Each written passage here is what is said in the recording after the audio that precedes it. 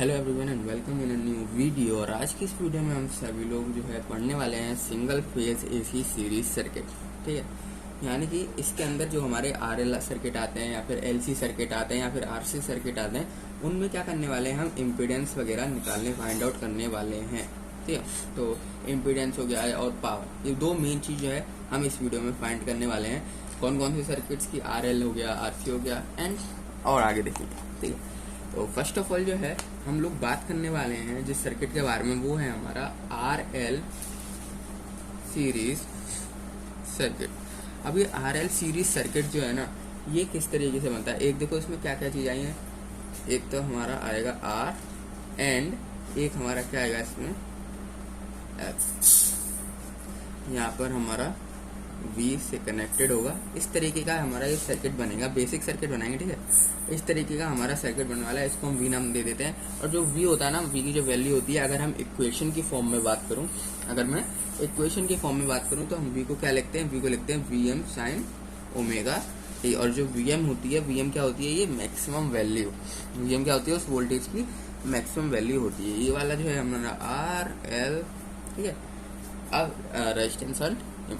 अब देखो, इसको करने से पहले सबसे पहली बात हमें क्या देखना पड़ेगा, यहाँ पर सबसे पहले हमें ना यहाँ प्योरली रेजिस्टिव सर्किट के बारे में जानना बहुत ज़्यादा ज़रूरी है। रेजिस्टेंस एंड इंडक्टेंस दोनों के बारे में हम पढ़ तो लेंगे, और फर्स्ट ऑफ ऑल हम क्या बात करने हैं, purely resistance circuit, then purely inductance circuit. फिर उसके बाद हम देखेंगे इन दोनों के बीच में क्या रिलेशन बन रहा है। ठीक है, फर्स्ट ऑफ ऑल हम बात करने वाले हैं purely resistive. First of all हम किसकी बात करने वाले हैं, प्योरली रेजिस्टिव सर्किट। जब हमारा जो सर्किट है वो प्योरली रेजिस्टिव है, इसका अर्थ यही है, इसका मतलब यही है सिंपल, ये जो हमारा सर्किट है ना, उसमें खाली रेजिस्टेंस ही है, उसके अलावा कुछ भी नहीं है। सर्किट के अंदर क्या है, रेजिस्टेंस है केवल। अब इसमें देखो, जब जो भी हमारा सर्किट प्योरली रेजिस्टिव होता है ना, तो अगर हमारा सर्किट प्योरली रेजिस्टिव होता है, जो हमारा वोल्टेज एंड करंट होता है, ठीक है, voltage and current in pure resistor will be same. ये चीज हमको पता है, जब हमारा जो रेजिस्टेंस, अगर प्योर रेजिस्टिव सर्किट है ना, उसमें वोल्टेज एंड करंट दोनों क्या होने वाला है, हमारा बिल्कुल सेम होने वाला है। जब हमारा सर्किट प्योरली रेजिस्टिव है, इसके रेजिस्टेंस के अलावा कुछ नहीं है उस सर्किट में। ठीक है, तो जो हमारा वोल्टेज एंड करंट होगा ना, वो सेम होगा। तो V की अगर मैं बात करूँ, V जो है हम जानते हैं, अगर इक्वेशन की फॉर्म में बात करूँ, Vm sign omega T. I को भी हम जानते हैं, इक्वेशन की फॉर्म में बात करूँ तो क्या होता है हमारा Im साइन ओमेगा टी। ठीक है, दोनों के बारे में जानते हैं। V क्या हो गया हमारा, Vm sign omega T. I क्या हो गया यहाँ पर, Im साइन ओमेगा टी। अब देखो, अगर मैं बात करूँ इस रजिस्टिव में प्योर पावर की, मतलब एवरेज पावर की बात करूँ, किसकी बात करूँ, एवरेज पावर, तो वो पावर का फॉर्मूला क्या होता है, एवरेज पावर का मतलब सीधा साधा मतलब सिंपली पावर से है। तो ये बताओ पावर का फॉर्मूला क्या होता है। तो हम जानते हैं पावर का जो हमारा फॉर्मूला होता है वो होता है हमारा V इंटू आई। पर यहाँ पर हम प्योरली रेजिस्टिव की बात कर रहा हूँ, तो इसमें एवरेज पावर की, वो किसकी बात, एवरेज पावर की। तो यहाँ पर जो पावर होगा ना, V इंटू आई तो होगा, पर V RMS होगा एंड I RMS होगा। ठीक है, V RMS और I RMS। और हम पावर के कई सारे फॉर्मूले जानते हैं ना, ये तो हमने एक बताया। और क्या होता है पावर का, और हम जानते हैं पावर का होता है हमारा V upon R, V upon R. तो पर याद रखना, यहाँ भी आप वोल्टेज वगैरह यूज करोगे ना, तो ये VRMS वाली वोल्टेज यूज करते हैं। ठीक है, पावर वगैरह जहाँ पे भी आप फाइंड आउट करोगे ना, तो हम कौन सी पावर यूज करते हैं हमेशा, वो वाली पावर जो RMS वैल्यू हो, जिसके कंपोनेंट्स क्या हो आपके RMS, जैसे कि I RMS, V RMS, V into I नहीं। ठीक है, जब ये सारी हम कंडीशन जब देख रहे हैं, जब हमारा जो सर्किट है ना वो प्योरली रेजिस्टिव है, यानी कि उसमें रेजिस्टेंस ही खाली। और क्या होता है हमारा पावर का फॉर्मूला, और जानते हैं हम, जो पावर का फॉर्मूला होता है वो हमारा होता है IR। ठीक है, IRMS स्क्वायर इंटू क्या होता है हमारा IR। तो ये बेसिक हमारे जो है फॉर्मूले होते हैं प्योरली रेजिस्टिव सर्किट में। जब हमारा सर्किट प्योरली रेजिस्टिव होता है तो वोल्टेज एंड करंट क्या होता है, सेम होता है। सेकंड थिंग क्या है, जो हमारा वोल्टेज है उसकी वैल्यू क्या होती है, Vm sign omega T, and I current की क्या वैल्यू होती है, Im साइन ओमेगा टी। इसके बाद अगर मैं एवरेज पावर की बात करूं, तो जो हमारी एवरेज पावर होती है उसका फॉर्मूला क्या होता है, उसका फॉर्मूला सिंपली P तथा V into I first of all. Second एक और फॉर्मूला क्या होता है, V square upon R and I square R. ठीक है। पर याद रखना यहाँ पर जो भी आप कंपोनेंट यूज करोगे वो हमेशा आरएमएस वैल्यू यानी रूट मीन स्क्वायर वैल्यू ही पुट करोगे, ठीक है। क्योंकि ये बात हो रही है एसी सीरीज की, एसी सर्किट्स की। ये सर्किट्स कौन से हमारे एसी, डीसी की बात होती है तो भले ही आप आरएमएस नहीं लगाते, पर एसी की बात है इसलिए आपने यहाँ पर क्या लगाना है, रूट मीन स्क्वायर वैल्यू ही निकालोगे, क्योंकि एसी सीरीज सर्किट्स की हम बात कर रहे हैं। इसके बाद ये तो हमने रेजिस्टेंस के बारे में देख लिया। अब इसके बाद हमको क्या देखना है, प्योरली रेजिस्टेंस के बाद प्योरली इंडक्टिव सर्किट। कौन सा, प्योरली इंडक्टिव सर्किट। जब हमें ये चीज के बारे में थोड़ा सा पता होगा ना, जब जाके हम पावर का जो है मेन फॉर्मूला निकाल पाएंगे आरएल सर्किट में, ठीक है। सॉरी।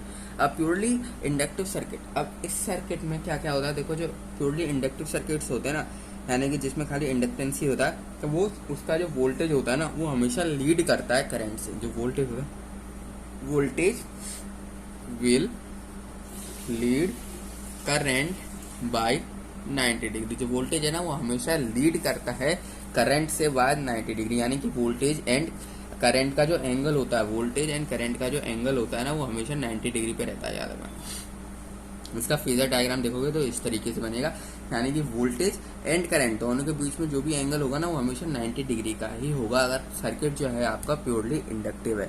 यानी इंडक्टिव के अलावा यानी कि रेजिस्टेंस, कैपेसिटेंस ये सब नहीं है सर्किट में, आपका खाली प्योरली इंडक्टिव सर्किट है, तो वोल्टेज जो है हमेशा लीड करेगा करंट से विद 90 डिग्री एंगल, ठीक है। दूसरी क्या बात है, अगर ये चीज ट्रू है तो हमारी जो वोल्टेज है उसकी वैल्यू क्या होगी।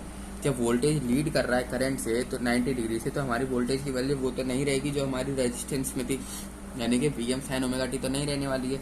तो फिर क्या होगी हमारी वोल्टेज की वैल्यू, तो वोल्टेज की जो हमारी वैल्यू होगी ना वो होगी हमारी Vm sin ओमेगा टी। देखो रेजिस्टेंस में क्या था, दोनों के सेम फेज थे, दोनों के फेज क्या थे हमारे सेम, पर इसमें 90 डिग्री का गैप आ रहा है, इसलिए हम क्या करेंगे इसमें प्लस 90 डिग्री, प्लस उसमें करना है आपको जो कि आपका लीड कर रहा हो, प्लस भी आपको किस में करना है, जो लीड, जैसे कि इसमें वोल्टेज लीड कर रहा था ना, इसमें क्या लीड कर रहा था वोल्टेज, इसलिए मैंने जो 90 है ना वो प्लस किया है हमने वोल्टेज के यहाँ पर इक्वेशन में, करंट के इक्वेशन में नहीं प्लस किया है। और करंट की इक्वेशन क्या रहेगी, एज इट इज सेम रहेगी, क्योंकि उसमें कोई भी चेंज नहीं हुआ है, करंट तो वही है। IM। अब देखो जब हमारा सर्किट प्योरली इंडक्टिव होता है ना, देखो यहाँ एक सेकेंड, एवरेज, जब हमारा सर्किट प्योरली इंडक्टिव होता है ना, यानी इंडक्टेंस के अलावा सर्किट में कुछ होता है नहीं, तो उसकी पावर जो होती है हमेशा जीरो होती है। उसकी जो पावर होती है वो कितनी होती है हमारी, जीरो होती है। याद रखना प्योरली इंडक्टिव सर्किट में हमारी पावर जो होती है बिल्कुल जीरो होती है, ठीक है। इसकी क्योंकि देखो यहाँ पर जो साइन 90 आ जाता है, ठीक है, तो जो कंपोनेंट होते हैं ना पावर के, जो V और I, वो क्या हो जाते हैं हमारे कंपोनेंट्स जो होते हैं पावर के वो जीरो हो जाते हैं। इसकी वजह से जो हमारी एवरेज पावर होती है प्योरली इंडक्टिव सर्किट में वो हो जाती है हमारी जीरो। इसके बाद आता है हमारा प्योरली कैपेसिटिव सर्किट, जब पावर ही जीरो हो गई यहाँ पर, ठीक है, तो और आगे तो जा ही नहीं सकते पावर तक जो पहुंचना है। इसके बाद आता है हमारा प्योरली कैपेसिटिव सर्किट, इसके बारे में भी यहाँ पर हम देख लेते हैं, यूज इसका थोड़ा आ गया, ठीक है। प्योरली कैपेसिटिव सर्किट, अब प्योरली कैपेसिटिव सर्किट में क्या होता है ना, सेम यही चीज होती है, वोल्टेज एंड करंट, ये भी वही होता है, खाली इसमें क्या होता है सर्किट के अंदर खाली कैपेसिटेंस लगा रहता है, इसके अलावा कुछ नहीं होता, ना रेजिस्टेंस होता ना इंडक्टेंस होता।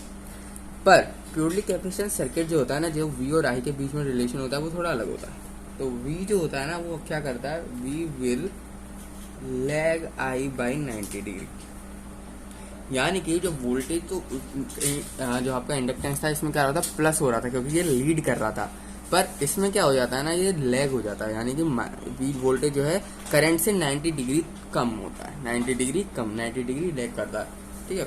तो इसकी जो हमारा V बनता है वो क्या बनता है हमारा, Vm sin omega T minus 90 degree. Voltage जो है वहां पर वो लैग कर जाता है करंट से बाय 90 डिग्री, और करंट तो हमारा एज इट इज सेम रहता है। तो जो हमारा करंट होगा वो क्या होगा, Im sin omega T. Current में यहाँ पर कुछ भी चेंजेस नहीं होने वाले हैं। अगर इसकी भी मैं एवरेज पावर की बात करूँ तो जो भी है ना, अगर 90 डिग्री से लीड कर दे या 90 डिग्री से लैग हो रहा है वोल्टेज, तो ऑफकोर्स ये बात है इनका जो पावर होने वाला है वो जीरो होने वाला है। इनका जो एवरेज पावर होने वाली है ना, एवरेज पावर, क्योंकि पावर के कंपोनेंट जीरो हो गए तो पावर जीरो, तो एवरेज जो पावर होगी इनकी वो क्या हो जाएगी हमारी, जीरो हो जाएगी। ठीक है। अब हम यहाँ पर जो है, ये तो हमने बेसिक टर्मिनोलॉजी की बात करी थी क्योंकि जो हमें आगे यूज होने वाली है, पर अब इस जो हम स्टार्टिंग में देख रहे थे यानी आरएल सीरीज सर्किट के अंदर जब हम पावर वगैरह फाइंड आउट करना चाह रहे थे, इम्पीडेंस फाइंड आउट करना चाह रहे थे, अब वहाँ पर हम पहुँचते हैं। तो फर्स्ट ऑफ ऑल हम डायग्राम यहाँ पर मैं बना लेता हूँ। ये रहा रेजिस्टेंस, इंडक्टेंस एंड वोल्टेज। तो जो V की वैल्यू है वो क्या है हमारी Vm साइन ओमेगा टी, जो V की हमारी यहाँ पर वैल्यू है। इसके बाद आता है हमारा यहाँ पर जो ये चीज़ है ना, इसको मैं VL, यहाँ पर जो वोल्टेज पहुंचेगा वो हमारा कौन सा पहुंचेगा, इसको मैं L नाम दे देता हूँ, उसको R, क्योंकि रेजिस्टेंस है वो इंडक्टेंस है। तो मैं क्या करने वाला हूँ यहाँ पर, इसको VL नाम दे देता हूँ और इसको यहाँ पर VR नाम दे देता हूँ। ठीक है, ठीक है, इसको मैंने VL नाम दे दिया। इसको मैंने जो यहाँ पर वोल्टेज पहुंच रहा है सिंपल बेसिकली उसको मैंने VR नाम दे दिया, और जो L यानी इंडक्टेंस में यहाँ पर पहुंच रहा है उसको मैंने यहाँ पर सिंपली VL नाम दे दिया। अब एक चीज यहाँ पर गौर करने की है, जो हमारा VR होता है ना इस सर्किट के अंदर, सिंपल बताओ वोल्टेज की क्या वैल्यू होने वाली है। वोल्टेज की वैल्यू अगर ओम्स लॉ के थ्रू बताएं तो वोल्टेज की वैल्यू क्या होती है, IMR V equal to IR होती है ना। तो सिंपली वोल्टेज क्या है, VR। मैं खाली रेजिस्टेंस की यहाँ पर फिलहाल बात कर रहा हूँ, इसलिए मैंने यहाँ पर VR लिखा है। तो जो इसमें यानी रेजिस्टेंस में जो भी वोल्टेज आपका आएगा, रेजिस्टेंस के अंदर आपका जो भी वोल्टेज आने वाला है, जो भी वोल्टेज आपका रेजिस्टेंस के अंदर प्रेजेंट होगा वो क्या होगा हमारा IM इंटू R, यानी उस रेजिस्टेंस की जितनी वैल्यू है और जो करंट इसमें आया है। इसी तरीके से अगर मैं बात करूं VL की, यानी कि इसके अंदर कितना वोल्टेज होगा, इसके अंदर कितना वोल्टेज होगा मतलब इंडक्टेंस के अंदर कितना वोल्टेज होगा, तो सिंपली ये भी होगा हमारा IM। अब R नहीं होता, L की क्या वैल्यू होती है हमारी ओमेगा L होती है। ये भी एक देखो, R भी रेजिस्टेंस होता है और ये भी क्या है एक तरीके से रेजिस्टेंस की तरह ही बिहेव करते हैं, यानी ये क्या करते हैं सिंपली अपोज करते हैं करंट को फ्लो होने के लिए। पर जो R की इसमें सिंपल रेजिस्टेंस रहते हैं, इंडक्टेंस के लिए हम ओमेगा L लेते हैं, इंडक्टेंस के लिए हम क्या लेते हैं सिंपली ओमेगा L लेते हैं। अब एक चीज जो यहाँ पर देखनी है कि जो हमारा VR है ना, जो हमारा VR है, VR जो है वो क्या कर रहा है, will be in phase with. मैंने आपको बताया जब आपका सर्किट जो होता है रजिस्टिव होता है तो वो क्या करता है, जब आपका रजिस्टिव सर्किट होता है तो वोल्टेज एंड करंट क्या होते हैं, सेम फेज में होते हैं, उनमें कोई डिफरेंस नहीं होता। मैंने आपको बताया था ना यहाँ पर सेम फेज, दोनों में क्या है कोई भी डिफरेंस नहीं है। पर अगर हमारा जो VL, ये तो VR की बात हो गई, अब VL इंडक्टेंस सर्किट आता है तो इसमें मैंने आपको बताया था इंडक्टेंस में क्या होता है, विल लीड बाई 90 डिग्री। तो VL में क्या होता है 90 डिग्री से लीड कर रहा होता है। दो चीज यहाँ पर होती है, ठीक है। जब हमारा इसमें आएगा करंट, इसमें पहुंचेगा तो क्या करेगा, तो इसमें पहुंचेगा जब आपका सर्किट क्या होगा, इंडक्टेंस सर्किट होगा, तो वोल्टेज क्या करेगा आपका लीड करेगा 90 डिग्री से। पर जब रेजिस्टेंस में होगा तो वोल्टेज और करंट जो है दोनों सेम फेज में होने वाले हैं, ठीक है। अब जब लीड कर रहा है तो इसका मैं एक बार आपको फेजर डायग्राम बता देता हूँ इसका, इस सर्किट का। तो देखो सिंपली नीचे आ जाएगा R, ऊपर आ जाएगा आपका V, एंड जो आपका रिजल्टेंट वोल्टेज होगा वो इस तरीके से आएगा, रिजल्टेंट तो इसी तरीके से आएगा। तो इस तरीके से कुछ इसका फेजर डायग्राम होने वाला है, ठीक है। ये होगा हमारा 90 डिग्री एंड ये होगा 5, ठीक है। जो हमारा इंडक्टेंस है वो क्या करता है, हमारा लीड करता है करंट से 90 डिग्री, जो वोल्टेज है वो लीड करता है करंट से 90 degree in inductive circuit and resistive circuit में, दोनों जो होते हैं सेम फेज में होते हैं। अब इतना ये हो गया हमारा फेजर डायग्राम। इसके बाद आता है हमारा फाई। जो फाई है ना, ये क्या है यहाँ पर पावर फैक्टर एंगल है। जो फाई मैंने यहाँ पर लिख रखा है ना, ये सिंपली क्या है, पावर फैक्टर एंगल। ये क्या हमारा पावर फैक्टर एंगल है। अब जो होता है हमारा पावर फैक्टर एंगल, मतलब ये सिंपली आप इस तरीके से समझ सकते हो। पावर फैक्टर होता क्या, सबसे पहले तो ये देख लो। तो पावर फैक्टर होता है, इसको डिफाइन सिंपली इससे कर सकते हैं, ये होता है हमारा cosine of angle between voltage and current. Cosine यानी कोसाइन लगाओ, और जो एंगल आपका बनना है किसके बीच में, वोल्टेज एंड करंट के बीच में जो एंगल बनना है वो क्या होता है, power factor is defined as cosine of the angle between voltage and current, between voltage and current। Simply cosine क्या है, angle between voltage and current, cosine angle between voltage and current. तो यहाँ पर जो है हम करंट की value simple तरीके से निकाल देंगे। क्या होगा हमारा Im साइन, ये क्या हो जाएगा हमारा Im sign omega T minus cos five, Im sign omega T cos five, ठीक है। ये सॉरी ये करंट की बात कर रहा था मैं, करंट की। तो करंट होगा हमारा आई M sine omega T minus five. अब देखो ये तो हमारा करंट हो गया। अब बात करते हैं वोल्टेज की। करंट की तो वैल्यू देखो इस तरीके से सेम ही रहती है, ठीक है। वोल्टेज की वैल्यू क्या होती है हमारी? वोल्टेज मैंने आपको बताया था, वोल्टेज किस तरीके से निकालेंगे हम पूरे इसका, यानी कि ये जो हमने सर्किट बनाया ना, यहाँ पर एक सर्किट बनना है, इस पूरे का वोल्टेज कितना होगा, यानी कि वी की बात कर रहा हूँ मैं, पूरे का वोल्टेज। क्या किसकी बात कर रहा हूँ? पूरे के वोल्टेज की। तो पूरे का वोल्टेज जो है यहाँ पर वो किस तरीके से फाइंड आउट होने वाला है, अगर मैं पूरे इसका वोल्टेज निकालना चाहूँ तो उसके लिए मेरे को क्या करना पड़ेगा? सिंपली जो भी आपका वोल्टेज है अंदर, उसको मैं क्या कर दूँ, अंडर रूट के अंदर ले लूँ, क्योंकि हम जानते हैं V square is equal to जितने भी अंदर वोल्टेज है V1 plus V2 plus V3 इनका स्क्वायर, ठीक है। जितने भी अंदर वोल्टेज है, अंदर कितने वोल्टेज हैं? 2 वोल्टेज हैं, एक तो रेजिस्टेंस का है, एक इंडक्टेंस का है। एक तो रेजिस्टेंस वाला है, एक इंडक्टेंस वाला। तो सिंपली उसको हम कर देंगे, एक क्या है हमारा VL इंडक्टेंस वाला, एक है हमारा VR रेजिस्टेंस वाला, ठीक है। इतनी सी बात यहाँ पर हमने। अब मेन हम वोल्टेज फाइंड आउट किया है अभी। सबसे पहले हमने किसके लिए यहाँ पर फाइंड आउट कर दिया? वोल्टेज। इसके बाद मैं यहाँ पर क्या करूँगा, इसको सिंपली सॉल्व। तो VL की मैंने वैल्यू ऊपर लिखी थी, कितनी थी हमारी? IM। सबसे पहले मैं VR की लिख देता हूँ, ठीक है। VR की लिख रहा हूँ सबसे पहले, ठीक है।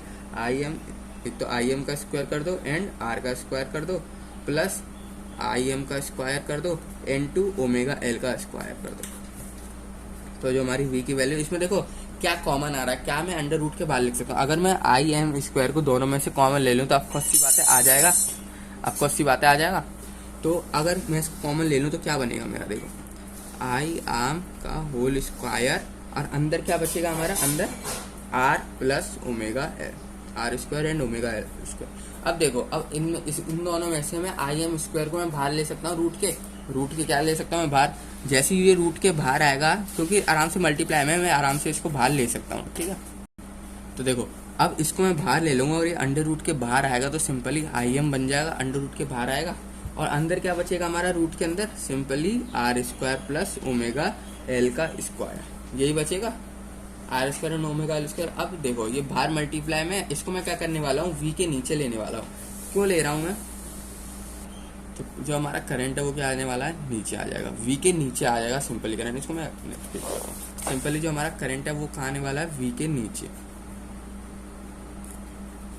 और उस साइड हमारा क्या बचने वाला है? हमारा under root R square plus omega L square. अब हम सभी लोग, ये चीज़ तो हमारी निकल है, पर अब हम सभी लोग ये जानते हैं कि ये क्या चीज़ होती है। ये वाला टर्म जो होता है under root R square plus omega square, ये किसको कहा जाता है? ये आखिर कहा किसको जाता है? ये कहा जाता है इम्पिडेंस को। तो इसका मतलब ये हुआ कि जो हमारा V/IM है ये क्या है? इम्पिडेंस। ये क्या है हमारा? इम्पिडेंस। इस इम्पिडेंस, और इसी को हम क्या कहते हैं? इम्पिडेंस को हम Z से भी डिनोट करते हो। तो आप इस तरीके से लिख सकते हो, Z equals to R square plus omega L square, ठीक है। Z क्या है? अगर Z क्या है हमारे यहाँ पर? V/I। सिंपली Z क्या है हमारे यहाँ पर? V/I। और Z क्या? Z कहते हैं किसको? Z मतलब इम्पिडेंस, Z मतलब इम्पिडेंस। अब यहाँ पर जो IM लिखा है ना, IM की जगह अगर मेरे को बोल दिया जाए कि आप IM की वैल्यू निकालो in the form of impedance, यानी कि IM की मेरे को ऐसी वैल्यू चाहिए जिसमें इम्पिडेंस हो, तो ऑफ कोर्स की बात है, आराम से निकाल सकते हो। देखो यहाँ पर IM है और इसी को ओवरऑल देखो इस तरीके से लिख दो, Z is equal to V/IM। यही तो चीज़ लिखी हुई है हमारी, ठीक है। यही तो चीज़ हमारी लिखी हुई है। हमसे IM की वैल्यू पूछ रहा है, तो सिंपली IM उधर आ जाएगा, V/Z। तो ये भी चीज़ जो है ना आपको यहाँ पर याद रखनी होगी, IM की वैल्यू, ठीक है। ये वाली चीज़ भी आपको यहाँ पर याद रखनी है। एंड जो आपको याद रखने की चीज़ है वो है ये वाली, ठीक है। इन दोनों चीज़ों को आपको यहाँ पर याद रखना पड़ेगा। जब आपका जो है सर्किट होता है वो RL से सीरीज सर्किट होता है, RL वो भी सीरीज में है, ठीक है। जब RL से सर्किट होता है तो उसके अंदर जो इम्पिडेंस होता है वो उसकी वैल्यू क्या होती है हमारी? Under root R square plus omega L square, यानी कि दोनों के रेजिस्टेंस की वैल्यू। एंड अगर आपको करंट की वैल्यू जाननी है in the form of impedance, आपको इम्पिडेंस गिवन है और आपसे बोल दिया गया है कि करंट की वैल्यू जो है मेरे को बताओ। इम्पिडेंस तो आपको गिवन है एंड करंट की वैल्यू पूछ लिया आपसे, तो सिंपली आप इस तरीके से यहाँ पर फॉर्म कर सकते हो, ठीक है। अगर मैं एक जो है ग्राफ की बात करूं, किसकी बात कर रहा हूं? ग्राफ की। तो सिंपल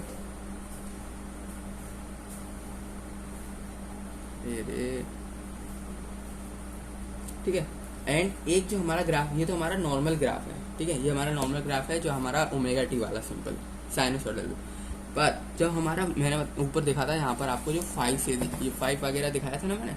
अब ये ग्राफ कहाँ से चालू होता है? ये ग्राफ ना ओरिजिन से चालू नहीं होता, ये जो होता है ना, ये वाला कर्व हमारा ओरिजिन से नहीं चालू होता, फाइव वाला टर्म जो होता है ये कहाँ से चालू होता है हमारा, ये होता है थोड़ा नीचे से, और ये पर इस तरीके से। ठीक है, मैं इसको थोड़ा लाइटेड कर देता हूँ। बनता उसी तरीके से, पर जो लैग करता है ना, जो एंगल बनना था फाइव फाइव जो एंगल बनना था आपका वोल्टेज एंड करंट के बीच में, जो फाइव नाम का एंगल बनना था वो यही है। वो क्या है हमारा, जो इन दोनों के बीच का गैप है ना, इसी को हम फाइव कहते हैं। इन दोनों के बीच का जो गैप है ना, दोनों साइनसोइडल वेव है, इन दोनों के बीच का जो गैप है, जो डिफरेंस है इन दोनों के बीच का, उसी को हम यहाँ पर फाइव कहते हैं। जो कि मैंने आपको बताया था आरएलसी सर्किट इस तरीके का होता है, इसका ग्राफ इस तरीके का होता है, जिनमें फाइव जो है इस तरीके से। ठीक है, मैं आपको बताया था ना यहाँ पर इसका फेजर डायग्राम में कि दोनों तो जो हमारा इंडक्टिव सर्किट होता है उसमें क्या करता है, करंट लीड करता है बाय 90 डिग्री, पर करंट तो लीड कर रहा है 90 डिग्री से। यहाँ पर जो फाइव बचता है, जो रिजल्टेंट के लिए हमारा बनता है ना फाइव, वो फाइव आया कहाँ से, वो फाइव हमारा यहाँ से आता है, वो फाइव हमारे यहाँ से आता है, क्योंकि जो दोनों वेव्स हैं वो क्या है, एक ओरिजिन से स्टार्ट नहीं होती। दोनों वेव जो है हमारी ओरिजिन से स्टार्ट नहीं होती है, एक वेव ओरिजिन से स्टार्ट होती है, दूसरी नहीं होती। ये दूसरी जो वेव है ये हमारी करंट वाली वेव है, एंड ये जो वेव है हमारी वोल्टेज वाली वेव है। ठीक है, वोल्टेज वाली जो वेव होती है ना वो हमारी साइनसोइडल वेव होती है, यानी कि वो ओरिजिन से हमारी स्टार्ट होती है, पर करंट वाली जो वेव होती है ना वो हमारी फाइव एंगल से थोड़ा पीछे चलती है। ठीक है, तो यहाँ से हमारी जो है करंट वाली वेव स्टार्ट होती है। और ये तो हमारा पाई हो गया, ये हमारा 2 पाई होगा, इस तरीके से ये तो आप कर लो। ठीक है, और जो हमारी ये एक और चीज़ जो जानने की, जो ये मैक्सिमम आप देख रहे हो ना, मैक्सिमम जो ऊपर वाला एकदम मैक्सिमम होगा, जहाँ पर इससे ज़्यादा गया ही नहीं होगा, फिर इसके नीचे आ गया होगा, तो ये जो एकदम टॉप वाली वैल्यू होती है ना, इसी को हम वीएम कहते हैं। ये टॉप वाली वैल्यू है ना, इसी को हम वीएम कहते हैं, यानी मैक्सिमम वोल्टेज। इधर क्या आपका फाइंड होता है, इधर क्या मिलता है आपको, मैक्सिमम वोल्टेज। इसी तरीके से इधर क्या मिलेगा आपको, maximum current and maximum voltage. ठीक है, तो अब मेरे को ये सारी चीज़ें मैंने आपको बताया क्योंकि मेरे को क्या जानना था, पावर। मेरे को क्या जानना है, इंस्टेंटेनियस पावर भी नहीं, मेरे को पावर तो मैंने आपको बता दिया आरएलसी सर्किट में क्या होता है, वी आई। ठीक है, जो मैंने आपको बताया था।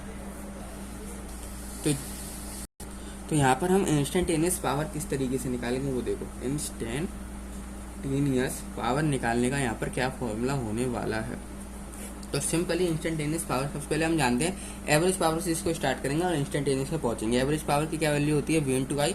ठीक है, पावर की वैल्यू क्या होती है, V into I, voltage into current होता है। पर हम बात कर रहे हैं लेकिन इंस्टेंटेनियस की, वो भी एसी सीरीज सर्किट में, तो हम वी आई नहीं लेंगे, हम आरएमएस वैल्यू को कंसिडर करते हैं। तो जो हमारा वो बनेगी वी, तो वी की इक्वेशन क्या होती है हम जानते हैं, V M sine omega T into, अब आई की वैल्यू क्या होती है, I M sine omega T पर -5 होगा यहाँ पर। ठीक है, माइनस का होने वाला 5। देखो हम फेजर डायग्राम से चलते हैं यहाँ पर सीधा। करंट की क्या है, करंट जो होता है हमारा 5 से लैग कर जाता है, पर वोल्टेज जो है लीड कर जाता है सिंपली। तो करंट जब लैग कर रहा है तो इसलिए मैंने -5 लिख दिया यहाँ पर। ठीक है, इसके बाद जो हमारी पावर की वैल्यू आएगी सिंपली, अब क्या करने वाले हैं हम, इसको सॉल्व करने वाले हैं। सिंपली इसको सॉल्व कर दो तो हमारा बनेगा V M I M by, पर उससे पहले वी एम आई एम तो मैं यहाँ पर एक साथ लिख देता हूँ, एक second. V M I M को मैं एक साथ लिखता हूँ, and sine omega T dot sine omega T -5। अब देखो मैथ का फॉर्मूला लग गया है यहाँ पर, सिंपली ट्रिग्नोमेट्री के फॉर्मूले अब यहाँ पर लगा देने। आई एम अपॉन 2 आ जाएगा यहाँ पर, और इन दोनों का क्या हो जाएगा, 2 sine omega T and sine omega T -5। ठीक है, 2 sine omega T and sine omega T -5। अब इसके बाद क्या आएगा हमारी पावर की वैल्यू यहाँ पर, V M I M upon 2, इसको सॉल्व करेंगे 2 sine omega T and sine omega T. देखो साइन ए, देखो यहाँ क्या लिखा हुआ, 2 साइन ए साइन बी, इस तरीके से सॉल्व कर लो। 2 साइन ए साइन बी, मैंने सिंपली ऊपर नीचे 2 का मल्टीप्लाई कर दिया। क्यों मैंने मल्टीप्लाई कर दिया, क्योंकि ट्रिग्नोमेट्री का यहाँ पर सिंपल फॉर्मूला बन जाता है 2 साइन ए साइन बी। ठीक है, और उसको हम यहाँ पर क्या करने वाले हैं, सॉल्व।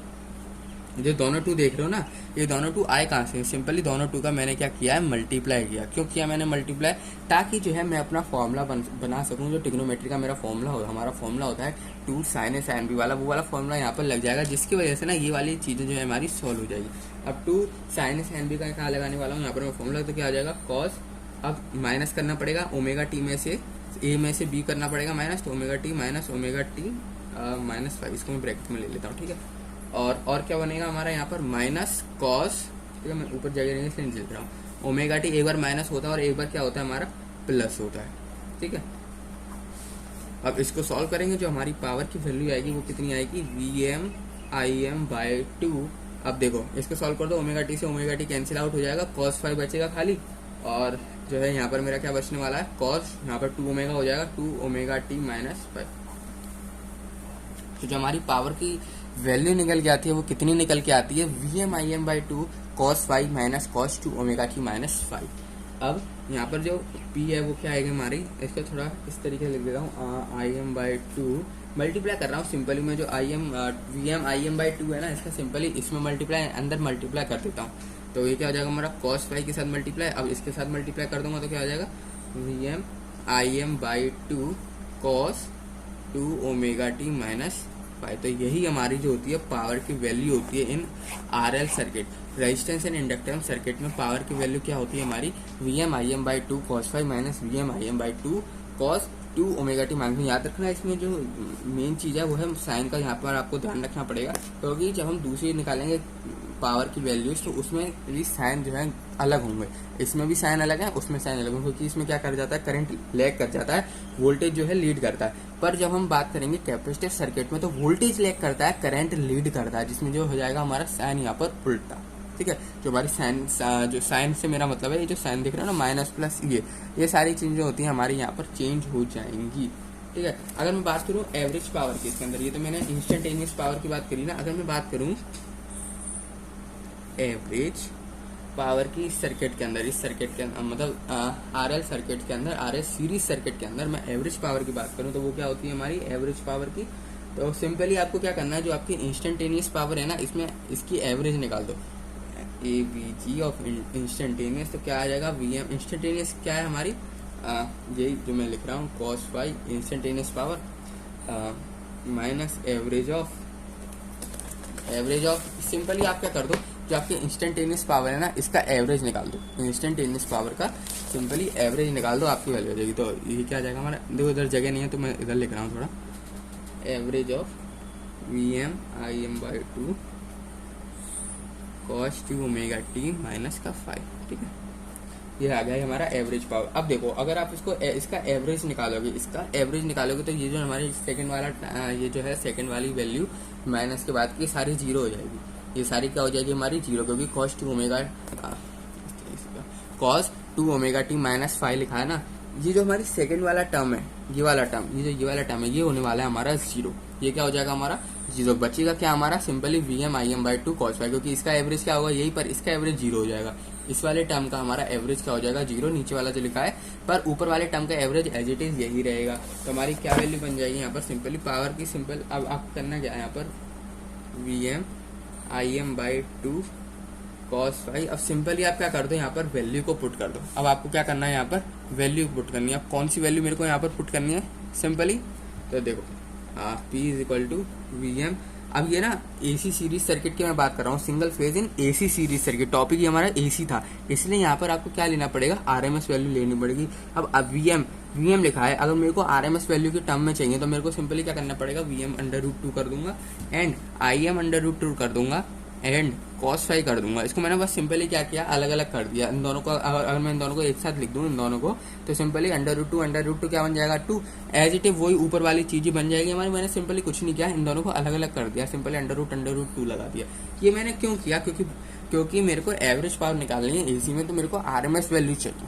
तो मेरे को कौन सी वैल्यू चाहिए, RMS वैल्यू। तो सिंपली हम जानते हैं कि Vm/2 क्या होता है, VRMS होती है, एंड Im/√2 क्या होती है, RMS वैल्यू एंड cos 5। तो ये होती है हमारी average power in RL circuit.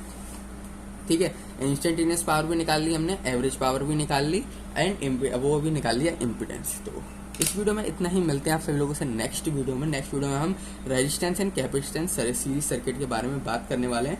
तो इस वीडियो में इतना ही।